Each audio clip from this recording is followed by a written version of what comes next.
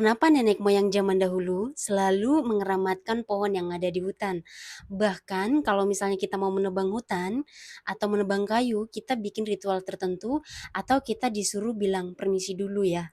Dulu sebelum ada listrik, sebelum ada jalan raya, dan sebelum ada manusia yang merasa dirinya paling berkuasa, manusia itu sangat bergantung dengan hutan. Mereka mengambil obat-obatan dari sana, mengambil kayu bakar dari sana, dan untuk berburu juga dari hutan. Di sebuah desa ada seorang pemuda yang bernama Lando. Dia terkenal berani, keras kepala, dan dia suka menantang adat. Suatu hari ia berkata bahwasanya kenapa harus takut? Pohon itu kan cuma kayu. Tidak ada kutukan apapun dan orang-orang hanya tersenyum getir. Mereka pernah melihat ketika seseorang asal menebang kayu. Ketika akar-akar tua yang menahan tanah dicabut, ketika mata air yang ada di bawah pepohonan tiba-tiba mengering. Tapi nenek moyang zaman dulu tidak pernah tahu cara menjelaskannya dengan kata ekosistem dan erosi. Yang mereka tahu adalah ketika pohon-pohon ditebang, maka banjir akan datang dan banjir itu akan membawa atau merusak perkebunan mereka dan juga anak-anak mereka. Dan ketika tidak ada bahasa ilmiah untuk menjelaskan, maka mereka membungkusnya dengan cerita yang mistis.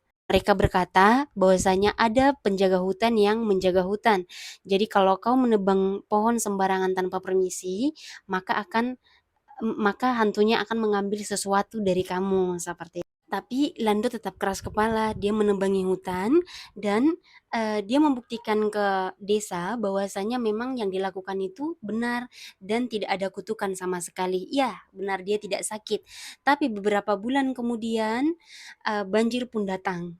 Tanah yang kehilangan akar penahan pun sudah mulai bergerak dan akhirnya terjadi longsor dan juga banjir. Rumah-rumah hanyut, sawah tertimbun lumpur, dan Lando kakinya terjepit oleh reruntuhan tanah.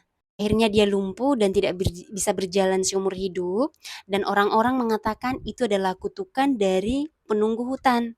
Padahal itu hanyalah hukum alam yang bekerja. Jadi mulai saat itu banyak juga orang-orang yang mengaitkan dengan mistis ya, tentang ada penunggu di satu hutan ataupun di satu pohon. Bukan karena mereka ingin membuat manusia takut pada makhluk gaib, tapi karena mereka tahu jika manusia lupa untuk menghormati hutan, maka hutan akan mengambil sesuatu darinya, atau alam akan mengambil sesuatu dari hidup kita. Jadi kalau misalnya pun nenek moyang kita mengeramatkan hutan ataupun kayu ataupun sesuatu itu bukan karena mistis, tapi lebih ke menyelamatkan dan saat itu belum ada kata ilmiah untuk ekosistem dan juga erosi.